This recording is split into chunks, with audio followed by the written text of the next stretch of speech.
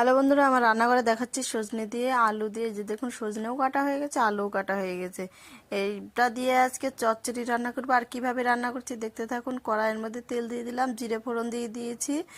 তারপর দিয়ে দেবো এই যে কেটে রাখা সজনা আর আলুগুলো, লবণ হলুদ দিয়ে বেশ করে নেড়ে চেড়ে নিব।